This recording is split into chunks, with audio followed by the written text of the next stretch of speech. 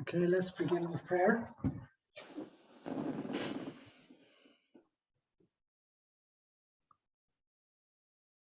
Heavenly Father, we give thanks we can meet via Zoom to study the chronology of the Book of Kings and the history of the kings in the Old Testament. And I pray that you can guide us to correct us where we are wrong. May this study be to your glory. Help me to present it in a manner which is pleasing to you, Father. And we ask these things in Jesus' mighty name. Amen. Amen.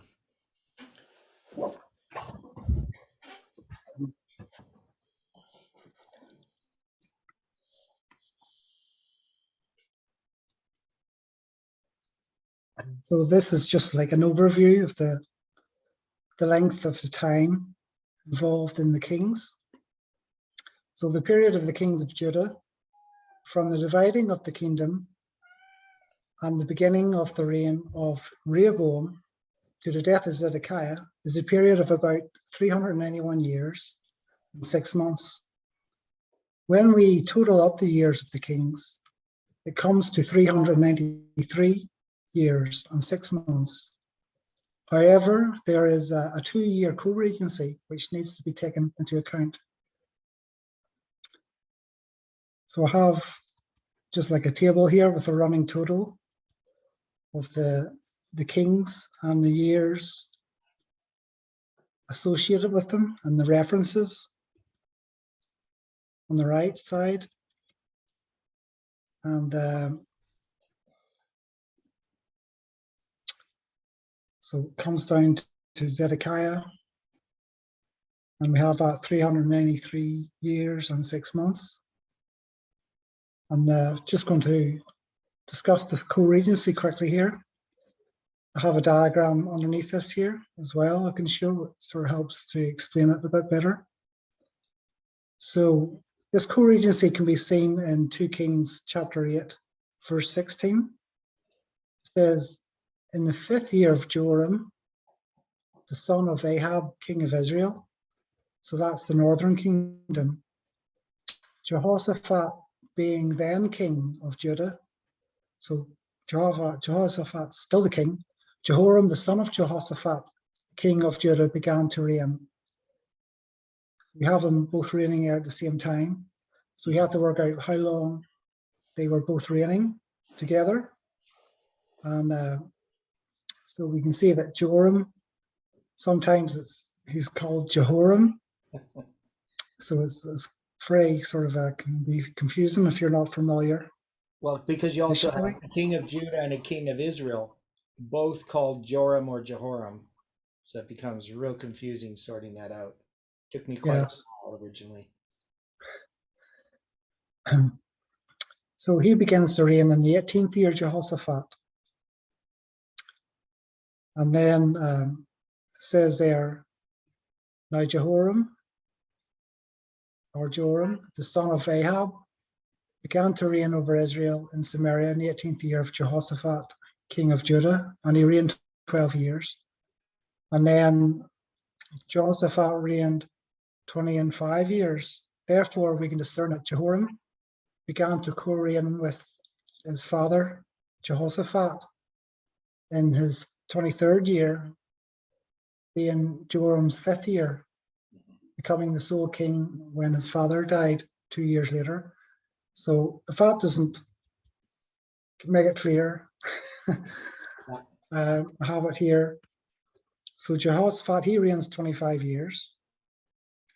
It mentions there in the 18th year of Jehoshaphat, Joram, the king of Israel, northern kingdom, he begins to reign. And then it mentions that this year co-regency begins in the 5th year of Joram. Okay, and then we can see that Jehoshaphat died when he was after reigning 25 years. And so the math, just we can work out that there's 2 years difference, or sorry, a 2-year period where Jehoshaphat and his son co-reigned.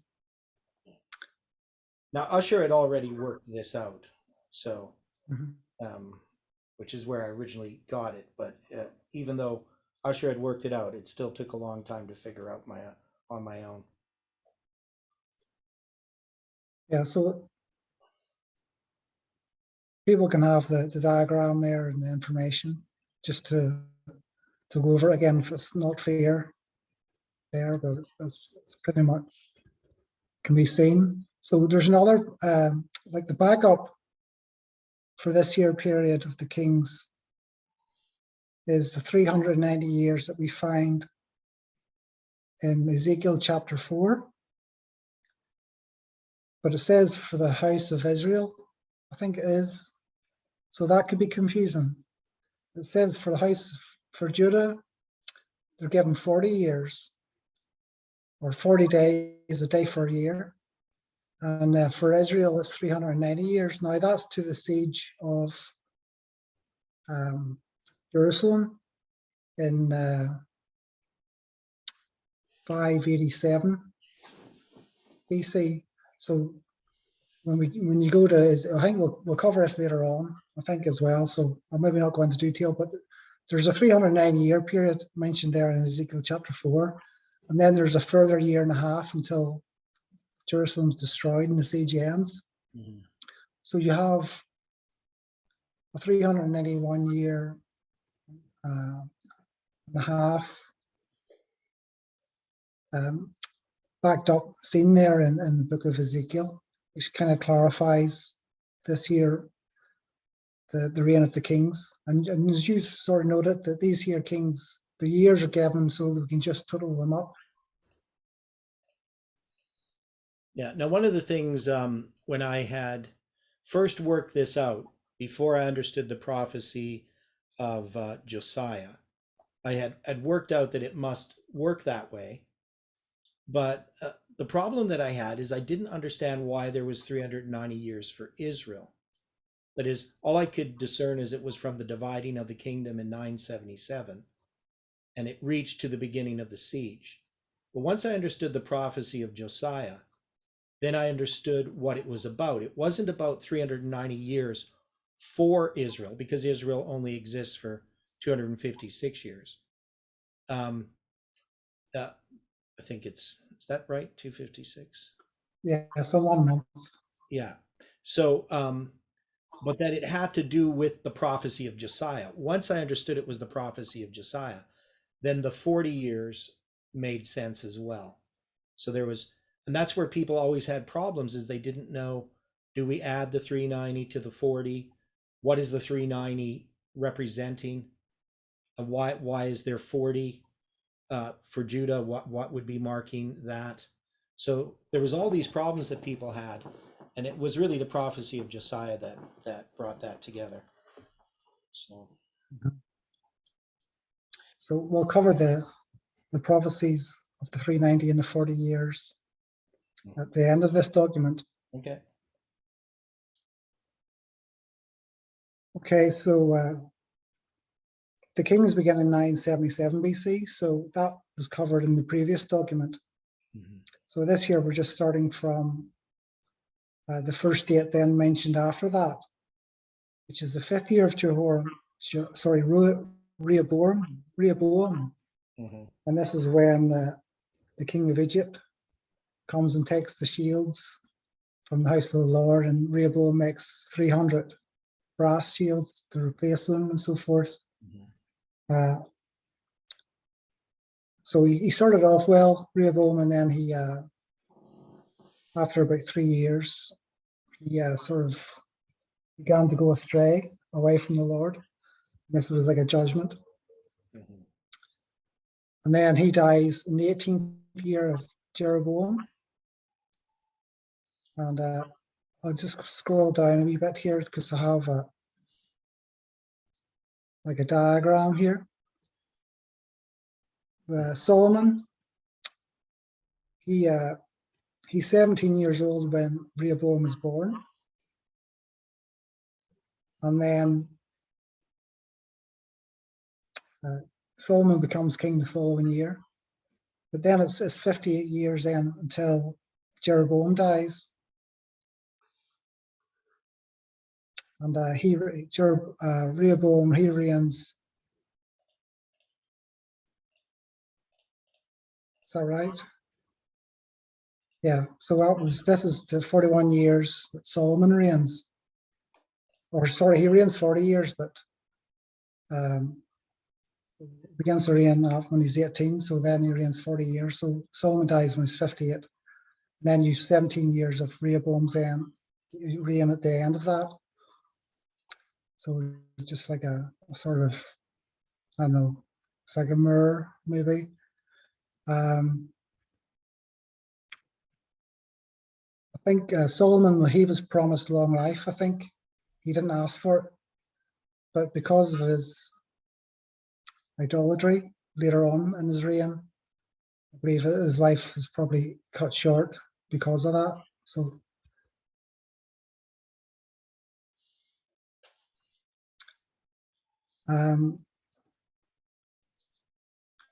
so we have here Abijah then reigns after Rehoboam for 2 years, or sorry, it's 3 years. He reigns for, it says, and then Jeroboam, he dies in the 2nd year of Asa, after Asa takes over from Abijah. Well, I was just working on a diagram. I have it right at the bottom of this here paper, just to show you some of the issues when we get to chronology, to dating things. Mm-hmm.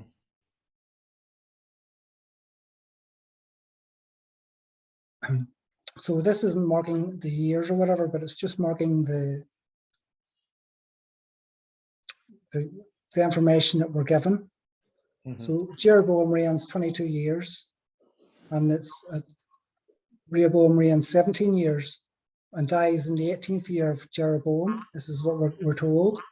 And then Abijah, he reigns 3 years, but he dies in the 20th year of Jeroboam. If you're just going by this year count, you would think, well, maybe Abijah just reigned 2 years. Mm-hmm. And then Nadab, he reigns 2 years, but he begins in the 2nd year of Asa. And then he dies in the 3rd year of Asa, but then it says he reigns 2 years. So you would think maybe if you're just going to count this year period, it'd be like 1 year. Mm-hmm. And in the 3rd year to the 26th year, you would think maybe there's 23 years there for Baasha, but then we're told Baasha reigns 24 years. And then similarly with Elah, he reigns 2 years, but then you have the 26th to 27th year. Just looks like 1 year between that period and concerning Asa's count, mm-hmm. where it occurs. Yeah, can I comment on this a little bit? Or I'll let you finish maybe this. Uh-huh. I'll let you finish this line and then I'll comment on this. Yeah, so just I have Omri here. This is the 12 years, but this is counting back. It mentions that Omri is northern Israel sort of divided between Omri and Tibni for a time. And then it's in the 31st year of Asa that Omri then reigns Israel.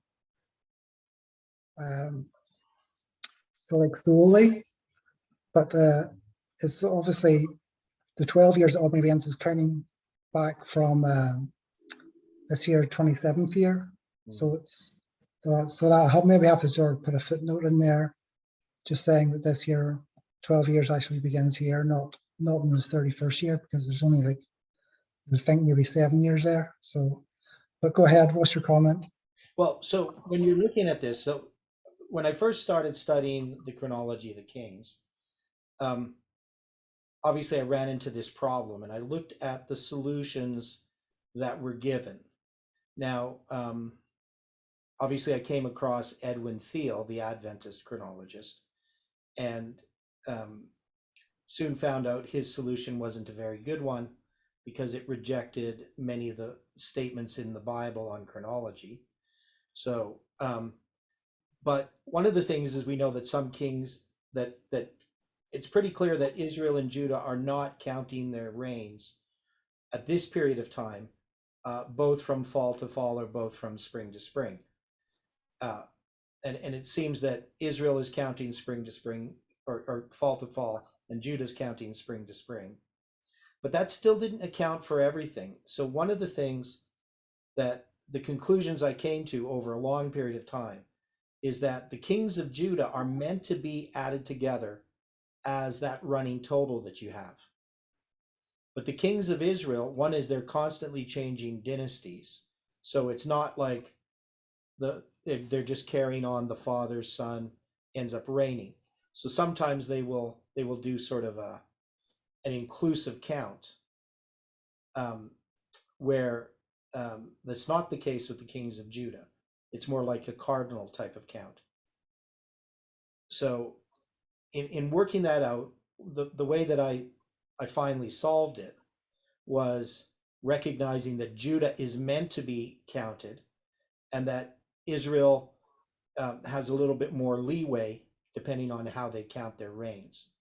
So, and that's because this is showing the line of David or the line of Christ, his chronology.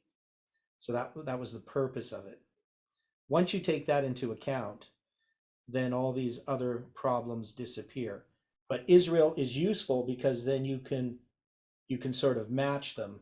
And that's where you can find, for instance, the 2 years between Jehoshaphat and Jehoram, where they co-reign. You can figure out how much they co-reign.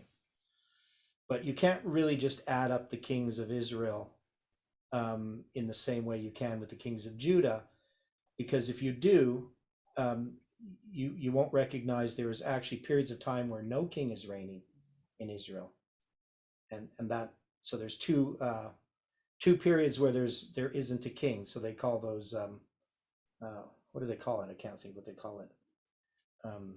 Interregnum, right? An interregnum or something like that. So them 2 periods are.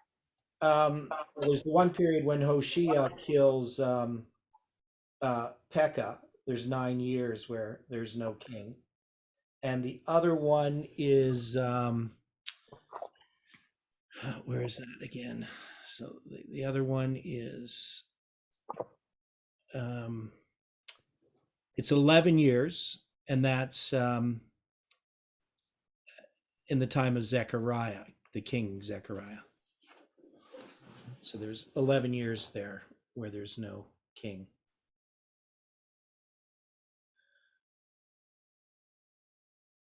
And you can figure that out if you take the time to do it. It's just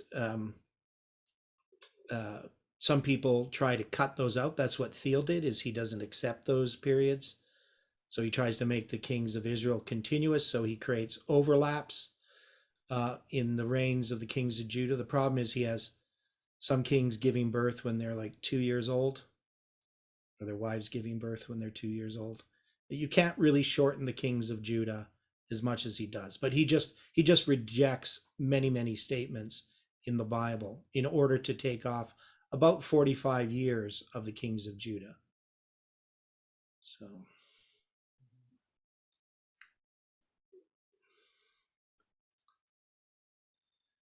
Okay, so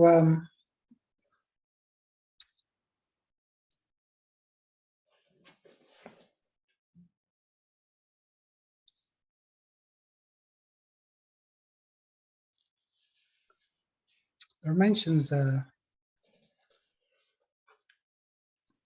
a period of 10 years in the Assyrian where things were being quiet. mm-hmm.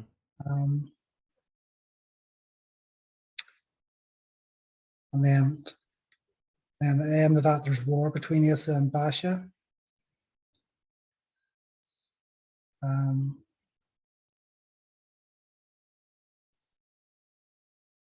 in his 15th year, he seeks the Lord, and he removes his mother from being queen. I think she was involved in idolatry.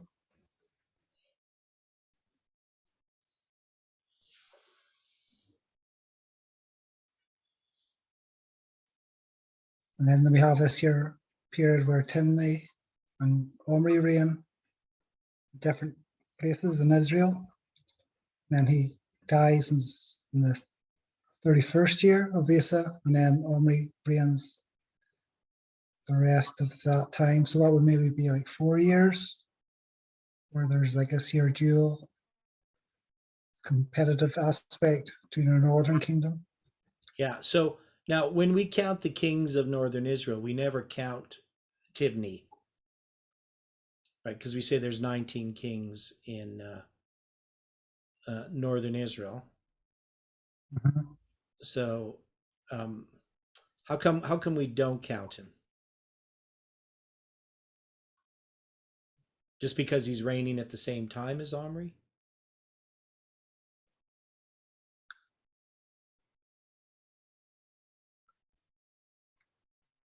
Yeah, I think so.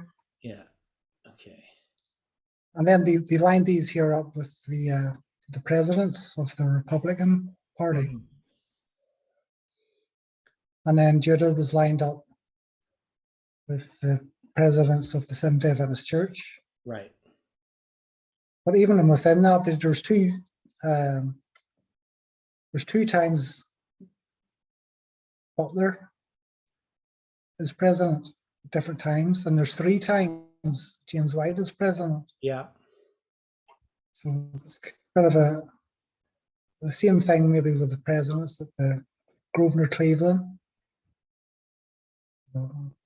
But they seem to just count that as separate. Yeah, I know. Yeah, I'm aware of that.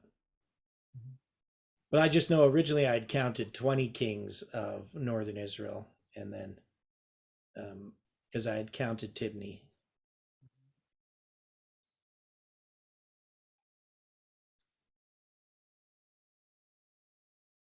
Okay, so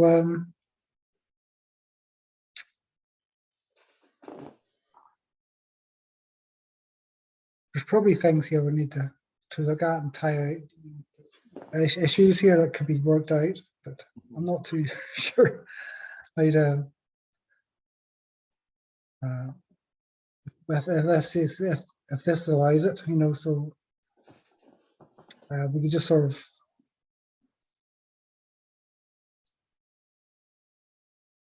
see if come up with things. So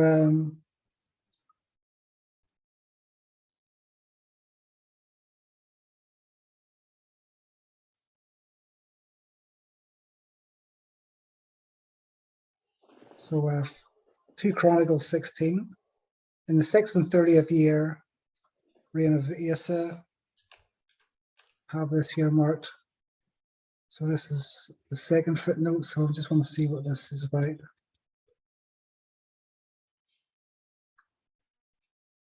I think there might be like an issue here with this one. In the 36th year of Asa, Baasha, king of Israel, came up against Judah and built Ramah, to the intent that he might let none go out or come in to Asa, king of Judah. So this verse would seem to contradict 1 Kings chapter 16, verses 6 and 8. James Ussher argues that the 36th year is referencing from when the kingdom divided in 977 BC, and not Asa's 36th year, and therefore connects with the events of 942 BC.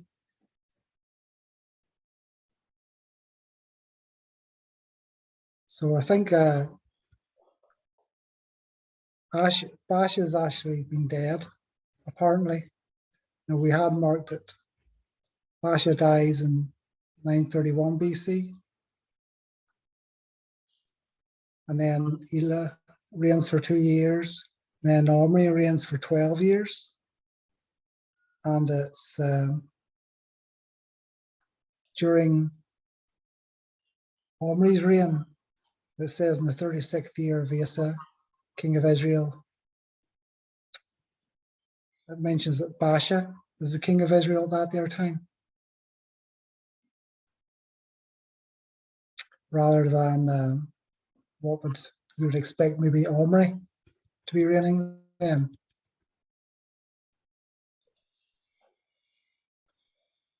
So Baasha died about 10 years prior to that.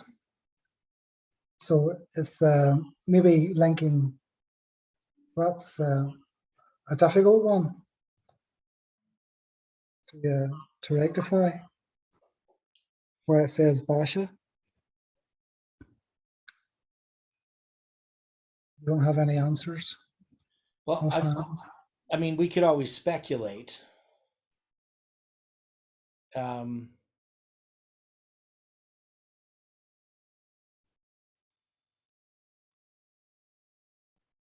But I don't have a solution to it.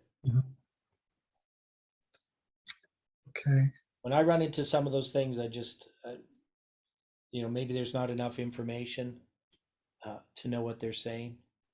But the thing is, they don't go about and try correcting it. And if they thought there was a problem, they would have corrected it or something, you would think. Like everybody would notice these things in the past. So, yes. So the question is, why did they leave it? They must have had some way they understood what is being said there. We just don't have that information. So I have here Ahaziah. So he's the son of Jehoshaphat being born, and there's another son. They're reigning at the same time, or not reigning at the same time, but another son of Ahab is also called Ahaziah at the same time, living together. So that's like the Joram thing.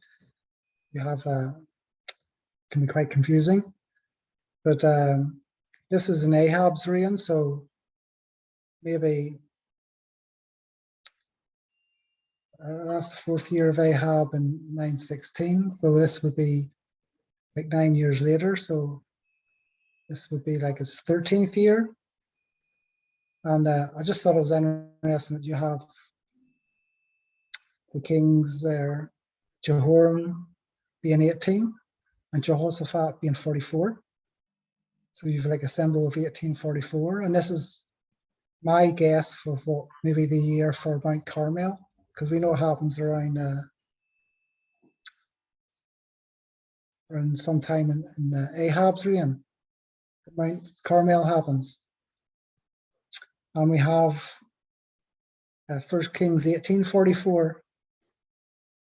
You have that event of the little hand, like the size of a man's hand, sort of signifying the second coming. We know that 1844 also signified the second coming. So just a wee bit of speculation. I'm not. If I was going to guess, that was the year of Mount Carmel. I would go with that, But I have no way of proving it. I just thought it was. Yeah, interesting. Yeah.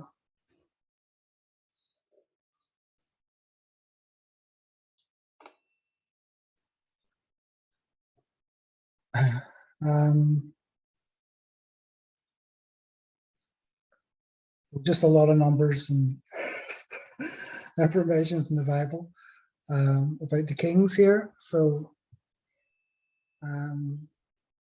this is the period of the co-regency. So I put it down to 893 BC. Yeah. And then Jehoshaphat dies then 2 years later, age 60.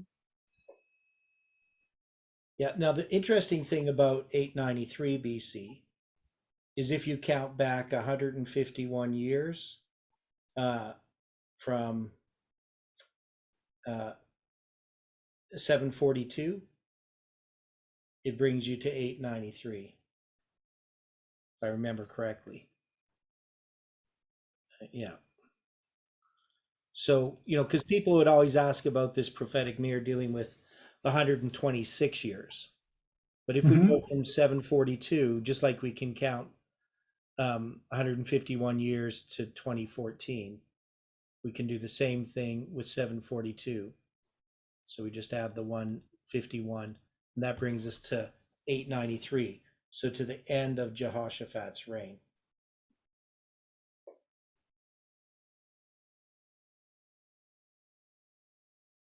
Well, Jehoshaphat, he finishes in 891. Okay, yeah. Yeah, but I mean the year he dies. Because I mean he still kind of does reign um, for 25 years. Just 2 of those years are with Jehoram. Right. So he stops reigning in, or am I going backwards? Yeah, so he's going to die in 891, but Jehoram's going to begin reigning in 893, correct? Yeah, that's the way to do it. Yes. So the beginning of Jehoram's reign, the last 2 years of Jehoshaphat's reign. So that's the end of the 23 years for Jehoshaphat.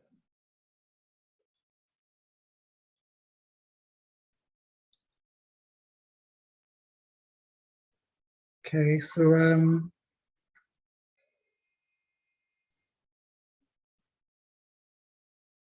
this is the year Jezebel. I put down Jezebel, so there's a wee bit of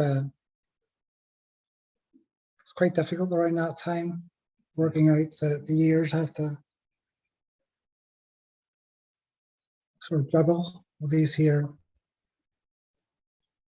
reigns and cardinal counts of ordinal counts and so forth that were given Yeah, they from don't the give us kings. enough information to nail it down Mhm. exactly. So yeah, so this might need a.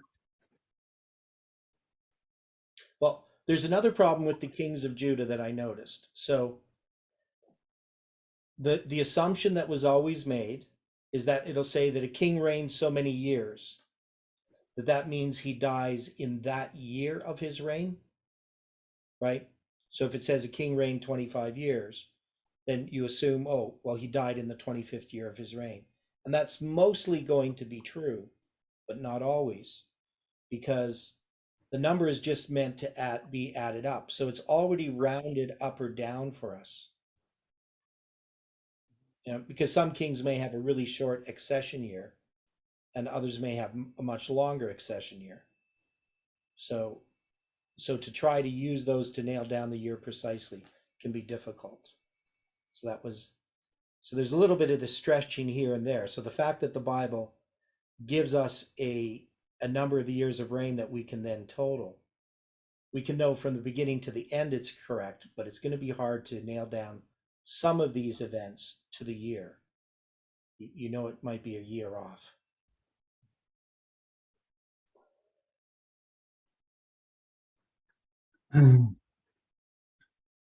So Jehoram dies of sore disease. So I think this is the king of the northern kingdom. It's hard to. That's the I'm not too southern sure. kingdom. It's the southern kingdom, okay. And then Ahaziah then takes over from him. Would that be right? Yeah. And he's 22 then when he begins to reign, and Jehoram, he dies when he's 40. And then there's a wee 2 Chronicles 22 verse 2 says he was 42 years old when he began the reign. So this would make him older than his father. Therefore, the 22 years of 2 Kings, chapter 8, would be his age. So that's, again, another passage which would seem to be a contradiction. Okay, yeah. I'm always confused here too. I'm not sure if I said that right even. So go back there. So we got the verses there. That's going to be 2 Kings 8:25 to 26. Mhm. And so you're going to have, Ahaziah is going to reign in Judah. And Jehoram so the 12th year of Jehoram, the son of Ahab, king of Israel, did Ahaziah, the son of Jehoram, king of Judah, begin to reign, right? So Ahaziah is the king of Judah. So that's correct. But it's just confusing because you have another Ahaziah who's also king of Israel. as well as the Joram and the Jehoram, which are sometimes switched around in their names. And that's going to be in that same period of time. So Joram, Yes. the king of Israel, begins to reign in 896 and reigns for 12 years. So he's reigning at the same time that Joram, king of Judah, is reigning. And that's where it gets confusing. But then you also have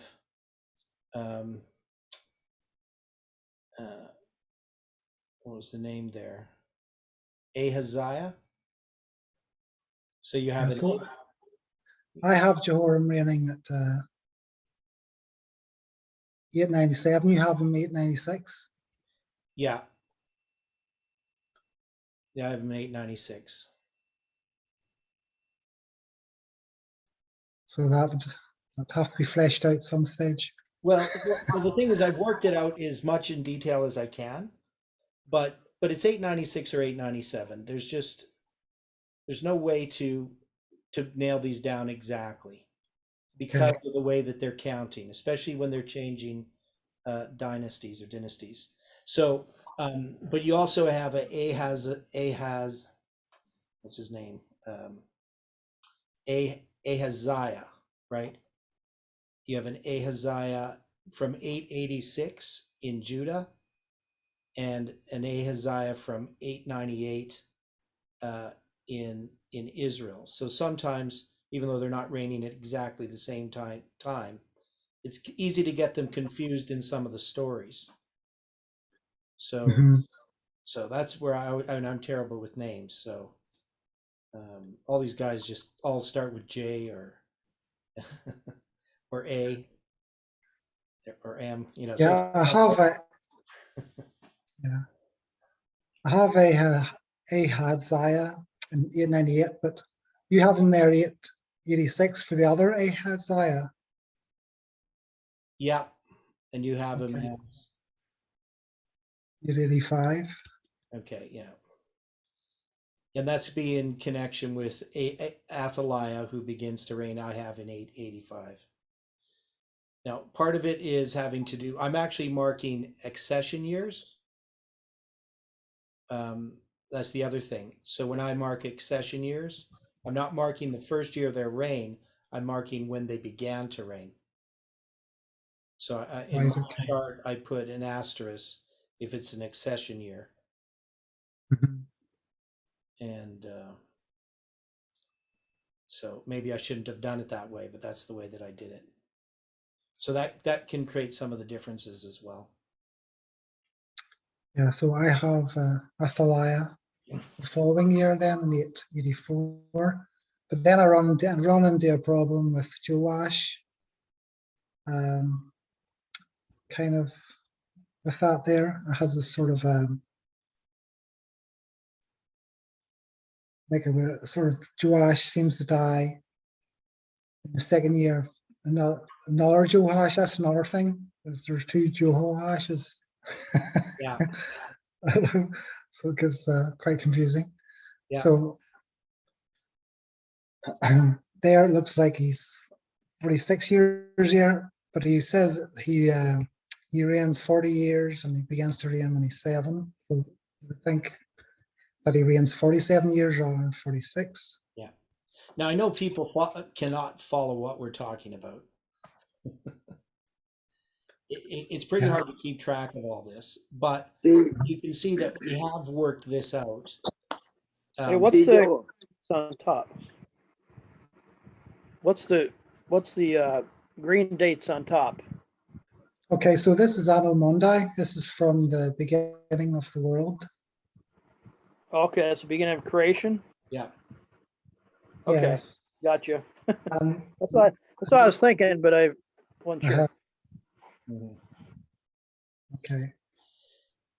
Yeah. So and really our dates aren't that much different. I'm just mostly counting accession years as the year that they begin to reign.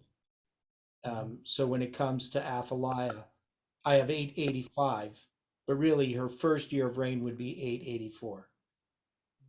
So is that how you're counting from the spring? I'm just trying to make the dates fit. Okay. Try to fit in years because Yeah, I see what you're saying. Which you can see there's lots of sort of, people don't just die on the same day every year. When they end their reign, there isn't a specific day they die. So you're going to have that sort of uncertainty for some of the years of some of the kings specifically, but it's the total that matters. yeah. So I did have a statement where I said it could be out a year or two. It's hard to pin down Yeah. the exact Yeah. date. Excuse Yeah, me, especially with the kings of Israel, it can be sometimes 2 years off. Be uncertain about. Excuse me, please. Yeah, hi Mark. Hi guys. I am. I have. I agreed. Some things I did agree with. Some things I did agree. Not with Gwen, you, and Steven to say. The two have two J's. They are different. Two J's. The first king, his reign is over. God asked him to. He not died. Lord, keep him till he died in very old age. Okay. Very old age. Not of 50-year old. Okay. Thanks, Mark. And other one be of one is like me be very putting close to his heart, make him be next reign on his next new king. Okay. Thanks. Okay, Stephen. Okay, so this is Jeroboam 2, then begins to reign. I have him in 823 BC. And it's during his reign that Jonah is a prophet. And Amos records that there's an earthquake as well in his reign. So I think he reigns, he's one of the longest reigning in the Southern Kingdom. So he goes into like Yeah, he reigns 41 years.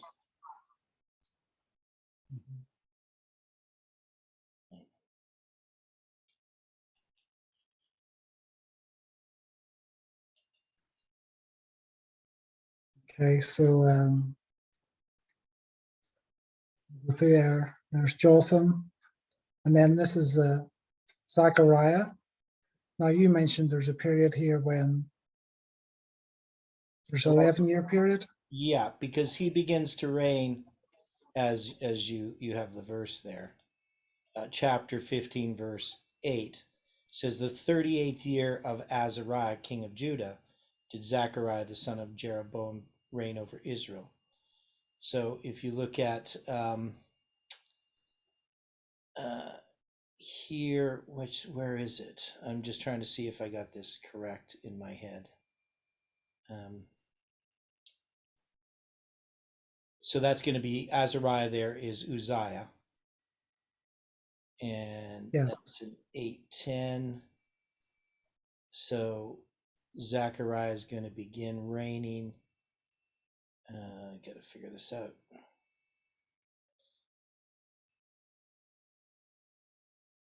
Yeah, so you're going to have Jeroboam. There's 41 years for Jeroboam, and that's going to bring you to, like 780 something like that, when his reign ends. Well, I have 772. Okay, but that would be 50. Okay, you have 772. Yeah, that's about right. But that's going to be how many years? 772 to 823 when he begins to reign. So that's going to be 58 years, something like that. So I have him reigning. Jeroboam reigns 41 years, but the period of time is 52 years between them, is what I have. From Jeroboam when he begins to reign in 723, then Zechariah begins to reign in 721. You have 722? Or 771, pardon me. 770. Yeah. So 823 to 771 is 52 years, but Jeroboam only reigns 41 years. So that means there's 11 years interregnum there. Correct? Yes, so I have him reigning at 823 BC. Yeah. I have that so too. I'll have, okay, so then I have to do a bit of math here. Let me do it. So he 723, and he says he reigns 41 years in 2 Kings 14:23. So 823 minus. You're going to have 51.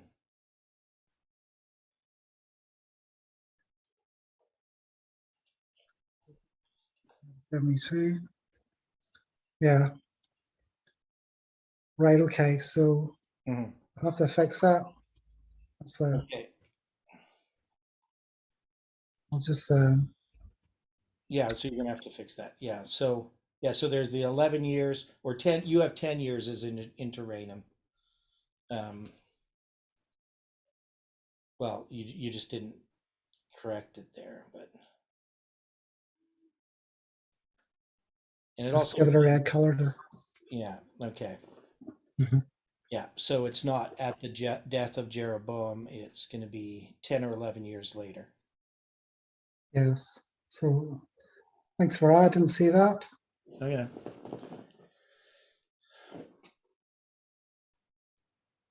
Well, you had the right year roughly, 772, 721, depending where in the year he dies, right? That's where you have the difficulty. Okay, so does Jeroboam still live until this time, but he's not reigning then? Is that where you have it? No, Jeroboam dies. There's just 11 years where there's no king in Israel. Right. Mm-hmm. So what's happening near the end of northern Israel is they're having difficulty uniting northern Israel. So sometimes they'll talk about a king reigning in Gilead. David does the same thing, actually. He reigns in Gilead for a while. And that would basically be, they have part of Israel, but they're not able to unite all of Israel together. So until they unite Israel together, technically they don't have a king. And the same thing happens with Hoshea, because he kills Pekah, and then it's going to be 9 years before he begins to reign. So there's just these two periods. I have them as an 11-year period and a 9-year period. Okay, thank you. Yeah.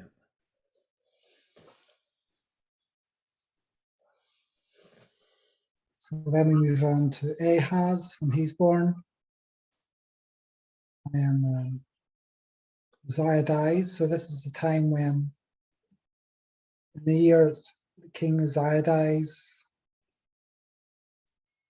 Isaiah sees the train of his temple, whatever the temple's open up vision. Yeah, so Isaiah chapter 6. Yeah.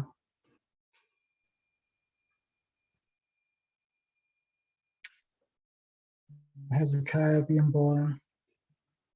Then I have here this year anarchy period. You can sort of maybe see it here. Hosea slays Pekah, but then Hosea doesn't reign. So I have it there maybe like 8 years. Yeah. So you think that maybe it'd be 739? You have it? Well, not so much.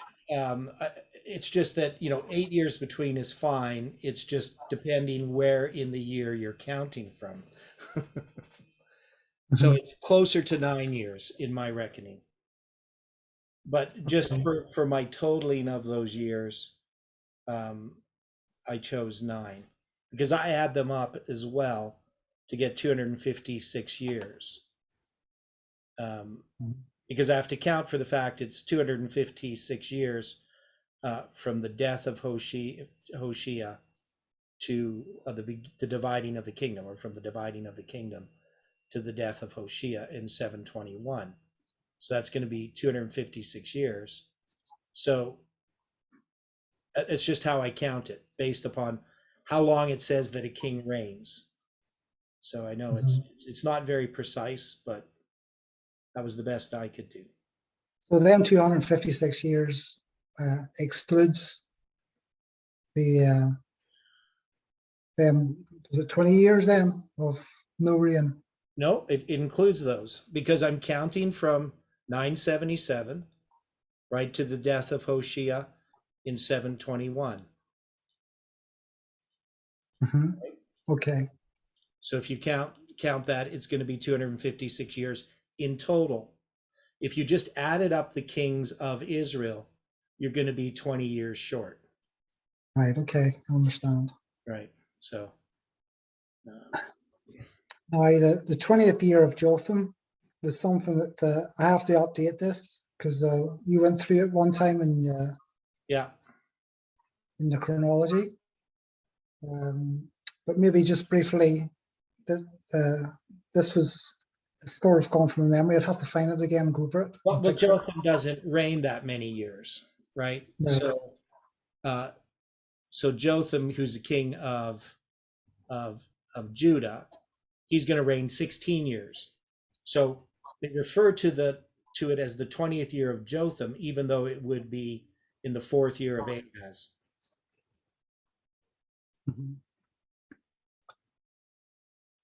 Does that make sense? Now the question is, why do they do that?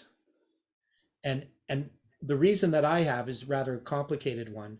It has to do with the changes that are happening in the reigns at that time. So the kings of Judah would have been reigning spring to spring.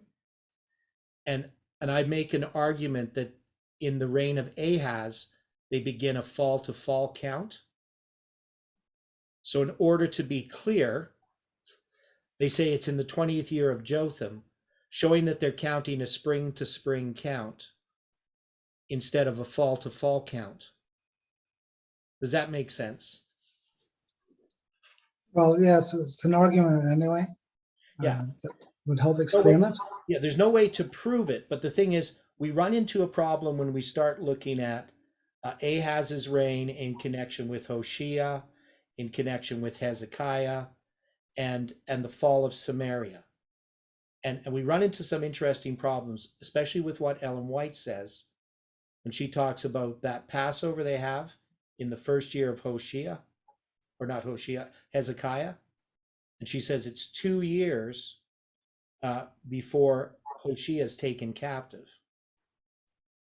But when you try to work it out, it doesn't work out. It's like Ellen White is counting differently. So that means that Hezekiah's reign is being counted differently, that he's going to have a fall to fall count for his reign rather than a spring to spring. But this is something that I've still been working on to try to solve the whole puzzle. But it's one of those things, there's just not a direct, simple solution to it. But I think that's why it refers to Hoshea slaying Pekah in the 20th year of Jotham instead of saying the 4th year of Ahaz.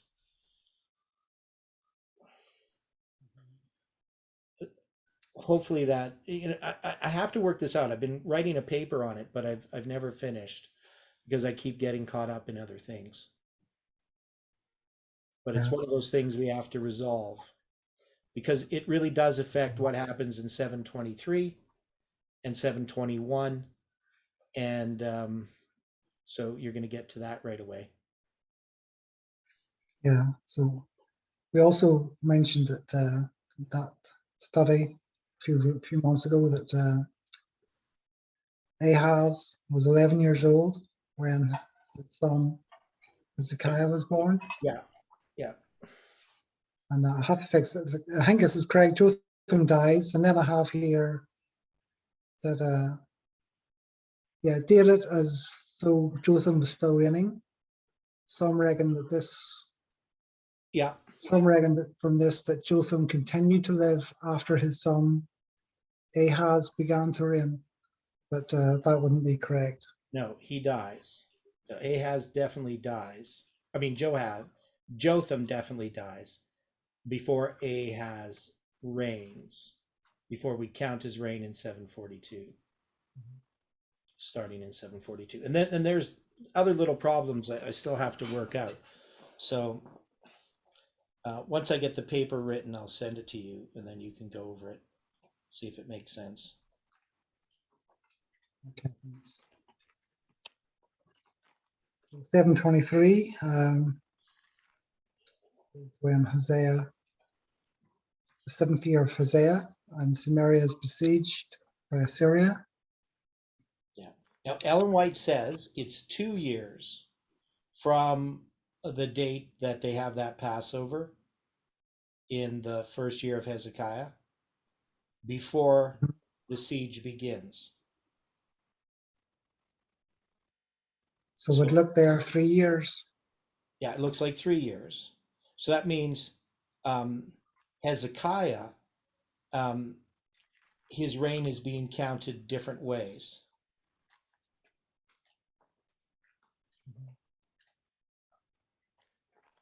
So if Hezekiah is going fall to fall, so one of the things we have problems with here is normally the kings of Judah were spring to spring until either Ahaz or Hezekiah. And I think it was during the reign of Ahaz that they changed to be fall to fall, just like the kings of northern Israel. But it talks about this too. When it talks about these verses. So this is in 2 Kings. I'm just going to go there. This is going to be in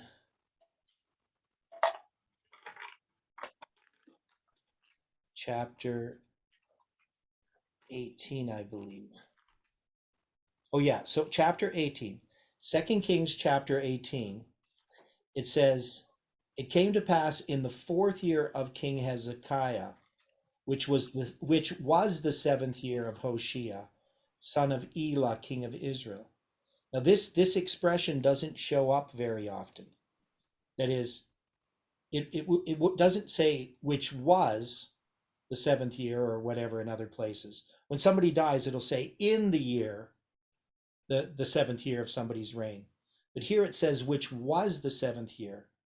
And I go through and show the other places where this occurs, that it's quite clear that those mean that they're both counting their reigns in the same fashion. So if you say that the 4th year of Hezekiah is the 7th year of Hoshea, that means they're both counting fall to fall at that period of time. So it is a little odd here how this is done. Yeah, that's good insight. Yeah. And yeah, so there's a whole bunch of little details about this whole story that I need to put together in a paper. And I've started writing it, but it's like I'm not finished by any stretch of the imagination. So I'm about maybe halfway through. Okay. But yeah, so those are things that are interesting details. At least so we'll have here a bit about Harry Medson and his article concerning the 2520 beginning in 723. he notes that it was 19 years after Isaiah's prophecy. So he was using Ussher's date, 742, for when that prophecy of Isaiah chapter 7, Yeah. 65 years was. And then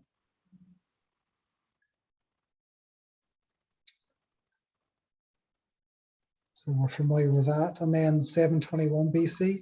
Yeah. Great Controversy, page 308,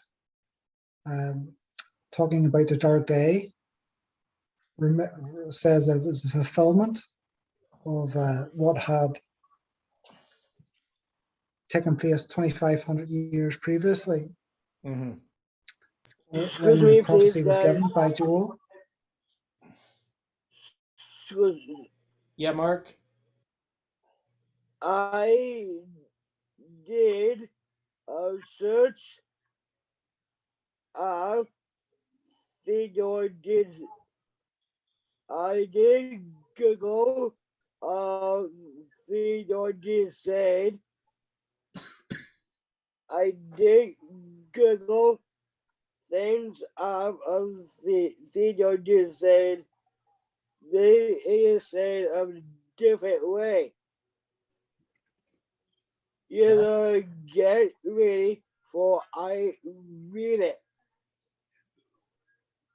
Okay. The single released by the San only West the high okay. The single released by the San only West the breakings and hot. Okay. Thanks. Okay, Stephen. Yeah, so Joel begins the second verse of chapter 1. Hath this been in your days, or even in the days of your fathers? So this is referring to the scattering of Israel by Assyria Yeah. in 721 BC. Mm-hmm. So this here allows us to date Joel. There's no real indication within the book itself as to where it's referring to or as to where to place it. I've even seen some people place the book of Joel even after Malachi, way in the 300s in the Grecian period. Yeah. Or, I've seen that. or late. But Ellen White's Yeah, clearly so, saying it's 2,500 years, and that's putting it pretty close to 2520 years. I mean, she's really giving a study on the 2520 for northern Israel, but just in an indirect way.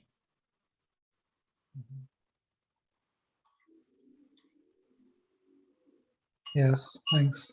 Yeah. So after the so half year 713 BC, the 14th year of Hezekiah. This is when Sennacherib comes against the fenced cities, and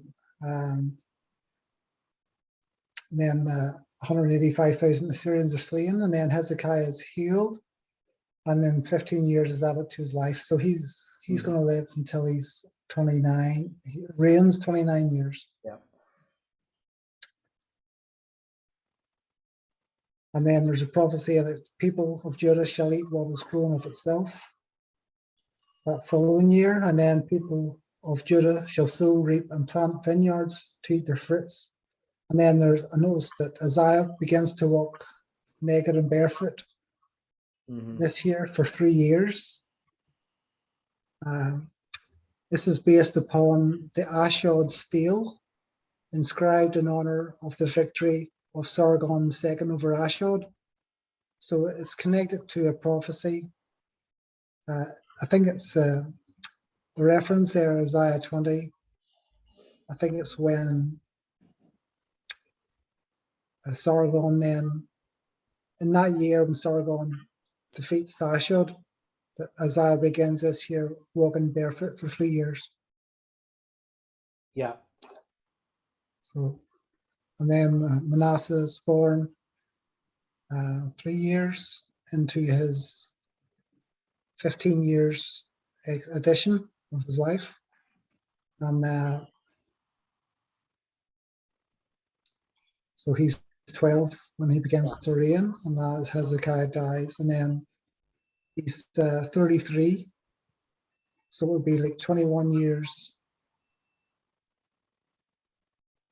into his reign, Yeah. or so, that Manasseh is then taken captive, and he repents, and then that's the end of the 65 years of Uzziah, and we begin then the 2520 for southern Israel or Judah. Mm-hmm.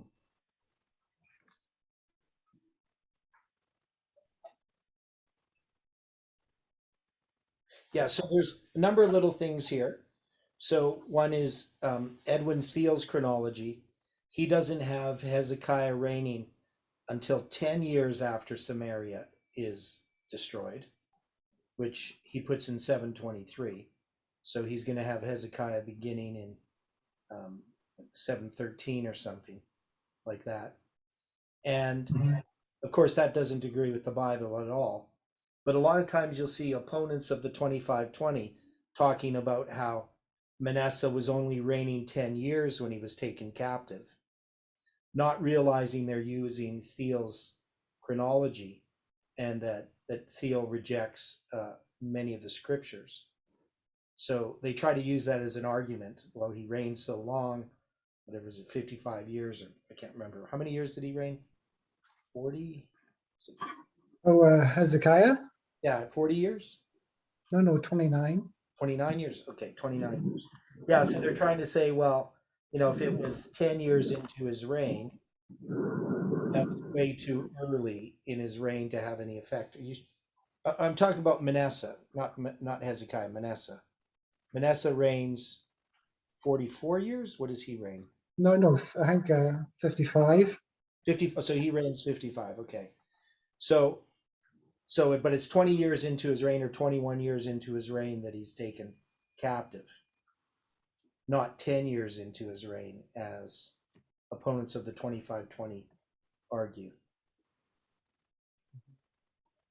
So, and even though he repents, it doesn't, and his son's born after, it still affects his son because of the apostasy and the idolatry that exists in Judah. So his repentance didn't really stop the effects that were going to follow that. The consequences of his apostasy still were felt even though he was converted. Well, then we have Josiah begin to reign, and then so I have him beginning to reign in 640. And then in the 8th year, he begins to seek after the Lord. He's 16 then, and he has Jehoahaz. Mm-hmm. And he actually has, he's quite, Jehoiakim's quite young when he was born to his father as well. So yeah, it's quite a young age as well. Yeah. Start having children. And then we have the 12th year, 628, it begins to purge the idols. And then we have the 13th year, where the word of the Lord comes to Jeremiah, and Jeremiah begins to his role as a prophet. Then there's the idea with these 40 years of Ezekiel, chapter 4, that they actually go to this year 627, and it's the idea then that this year purging of idols of Judah and Israel. Yeah, you should put the beginning of the purging of the idols. Mm-hmm. He begins to purge Judah and Israel of the idols, because he doesn't do it all in that year. Yes, I think it actually says it in the actual Yeah, it does say he begins. Yeah. Mhm. Well, we will go into this here a bit more detail later. Okay. So I have here Daniel being born in 623. Ellen White says that Daniel was youth when he was carried away captive into Babylon. He was about 15 or 16 years old, for he is called a child, which means that he was in his youth. So could be maybe 622 as well, because she's saying like 15 or 16. Yeah. So he could have been actually born in the year of this Passover,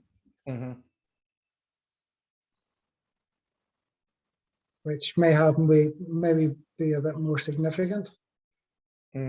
Possibly, You yeah. have to, or else he was born in the year the book of the law was found. And we can work out that Josiah's reign is going from fall to fall through this year period. There's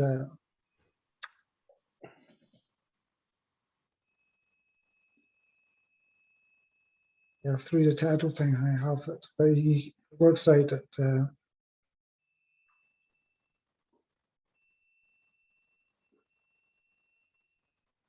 you can see that is fall to fall, whatever, when we look into the passages. Yeah, because of the finding of the book of the law and the preparation that they have for the Passover. Yes, in the same year of his reign, isn't it? The 18th year. Oh, that's right. I have there Yeah. the 18th year. Yeah, that's right. Yeah, so it has to be a fall to fall reign. Now, Floyd Nolan Jones, who's a chronologist, he tries to argue that it's spring to spring, and that they get all this stuff done in that period of time. But it's definitely not possible. It has to be a fall to fall reign. So there's a quote there, Ellen White just confirms that he's 20 years old when his 12th year. Okay. That's good.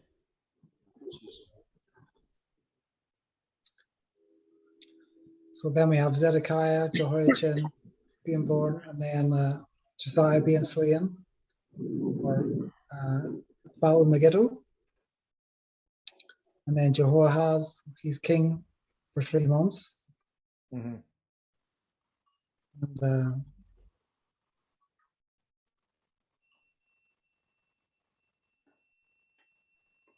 Ellen White says that he was 39 when he met death in battle. Yeah. So that's Prophets and Kings, page 405. Now, so she's saying it, and it's more than what's the quote says there? It's more than 10 years. More than a decade following the celebration of the Passover. Yeah. So This would be really like 13 years. Yeah. And then we're not told how old Jehoahaz was when he died, but he went down into Egypt. And then we have 607.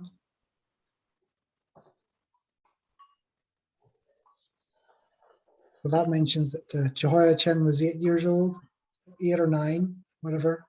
Well, I think it's 8 in that year, but he was 8 years old then when he begins to reign. Yeah, when he's anointed. When he's anointed, but he's not. And that would be in the fall of 607.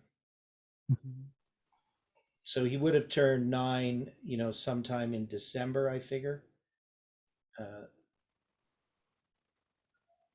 Okay. Because he's going to be 18 when he begins to reign in 598. And so if he's going to be 18, that means he has to just turn 9 soon after he's anointed. A short time after, a month or two. And then 605, I have the 4th year of Jehoiakim, 1st year of Nebuchadnezzar, and the 23rd year of Jeremiah's prophesying. Yeah. Yeah, so the 4th year of Jehoiakim would begin in the spring of 605. And then Nebuchadnezzar's reign begins in the autumn. Actually, Is it? fall. Pardon me, that would be in the fall. So, yeah, so Jehoiakim's reign's going fall to fall. So when we talk about 606 BC, people will often say he's taken captive 606 because the 3rd year of the reign of Jehoiakim goes from the fall of 607 to the fall of 606. So the 4th year goes from the fall of 606 to the fall of 605. But Nebuchadnezzar's reign's going spring to spring.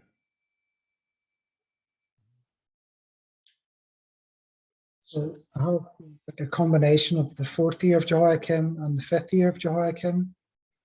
So the 4th year, then Barak writes the words of Jeremiah in a roll. And then it's the 5th year when he cuts them up with a penknife. But then I think that's in the winter.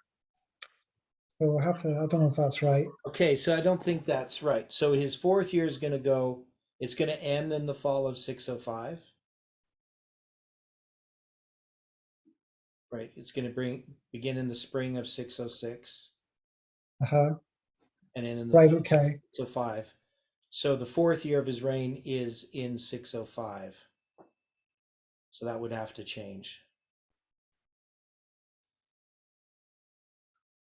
That would have to go into the 605 one. And then it mentions in the 5th year that Barak then writes the words on a fast day in Jerusalem. So what fast day would that be? I don't know, maybe it's the winter time then when Jehoiakim cuts up the book with a knife. Yeah.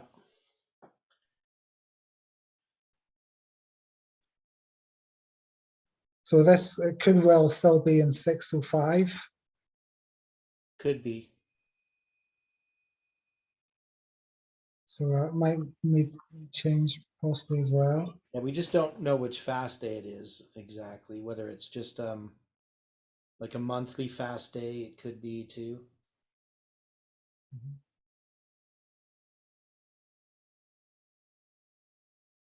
Okay.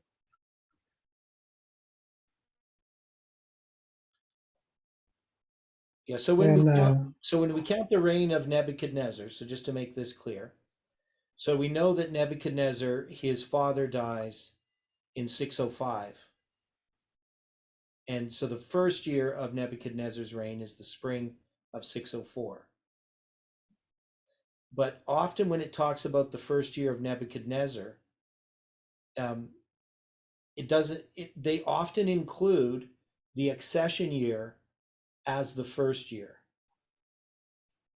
So the 1st year of Nebuchadnezzar is technically longer than a year.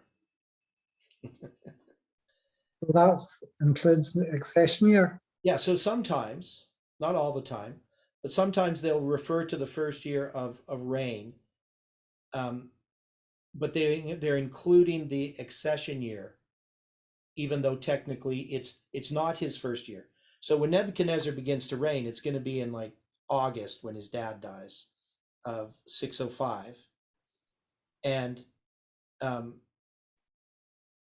but technically in the spring of 604, because it mentions this at the Akitu festival, he becomes king. He actually officially becomes king. That's like his inauguration, like when Trump is inaugurated. That's going to be on the 1st day of the 1st month of the Akitu festival. So but they're going to often talk about the 1st year of the reign of Nebuchadnezzar, including his accession year.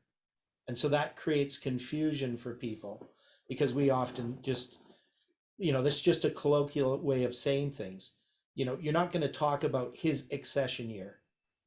You just don't do that. right? You just say he began to reign that year. That's his first year of reign, even though technically it's not. But people just generally would look at it that way.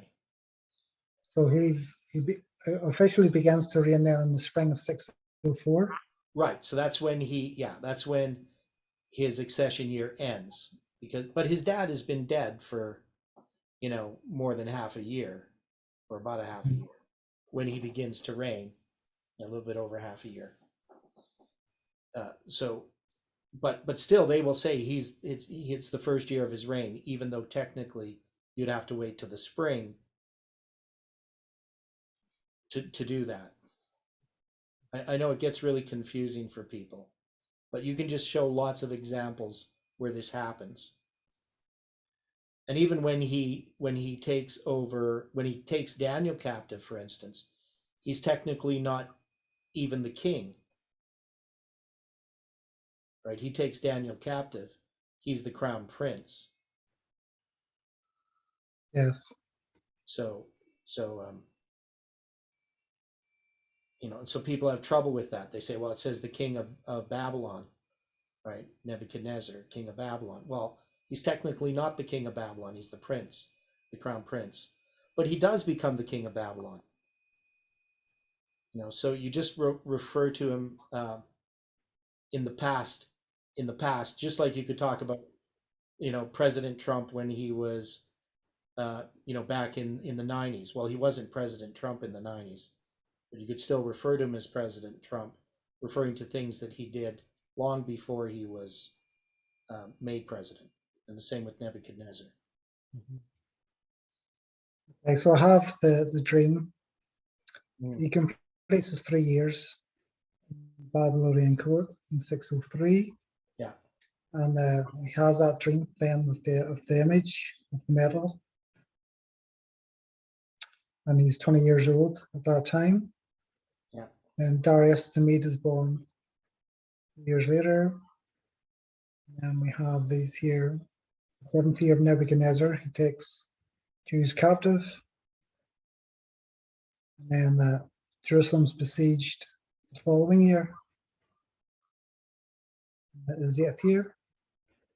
Okay, so this again is one of those areas that's a little bit confusing, because we know that his 8th year begins in the spring of 597, and he began his siege, according to the Babylonian Chronicles, in his 7th year, right?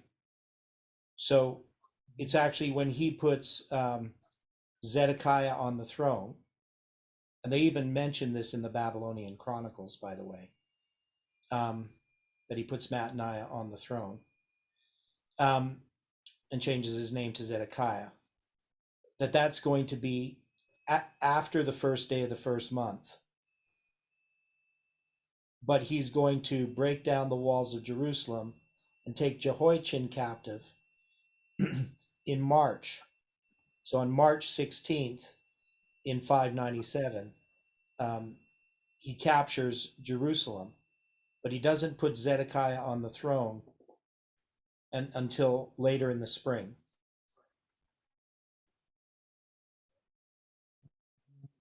That's the second day of Adar. Okay. Right. So Yeah, it's about the 7th year of his reign. So he's obviously taking Jews captive prior to putting Zedekiah on the throne. Yes. So I could probably put these here to 597 BC, early. Yeah, that's what I would say. So this is 597. This is before the first day of the first month. And then the next part in the 8th year of his reign is still 597, but just later in the spring. Now it says Jehoiachin is taken captive to Babylon, but he was taken captive before that in the 7th year of Nebuchadnezzar. But he probably wasn't carried to Babylon yet. So there's no for certain. He will be a spy on them. He did be spy on them. They caught him, put him in the jail. Yeah, they put him in jail. Jehoiachin was put in jail. Yeah. For 36 years. Okay. So I think we probably should stop there, Stephen.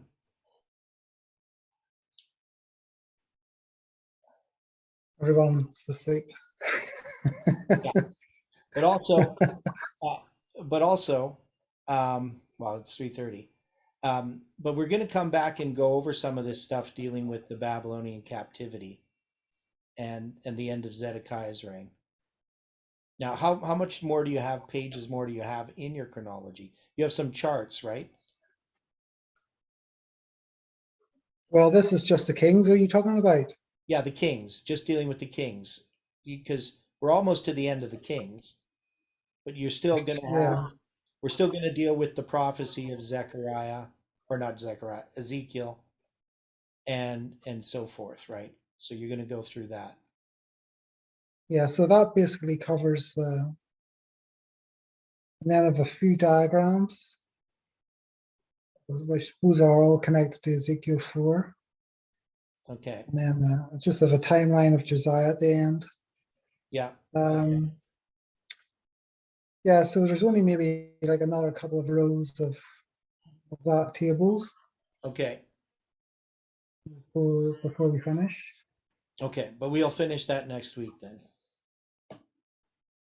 Yes, and then go on to the Ezekiel one. Yeah. Okay. Is it not next week? It's maybe 2 weeks. Yeah, 2 weeks. Pardon me. I always do that. Yeah, in 2 weeks. Okay. So if you want to close with prayer. Okay.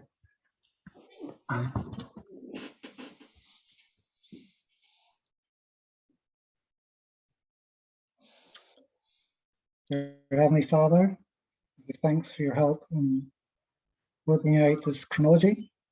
We know it can be a bit tedious, considering the dates and working out the reigns, Father, but we know that's in your word, and if it's in your word, it's worthy of our study and putting our mind to. We pray that the blessing come for those who seek to understand these things and to study. And we pray that we can complete this here chronology to your glory, and may it be used as a source of light to those in this here world that are seeking for the truths of your word. We ask these things in Jesus' mighty name. Amen. Amen.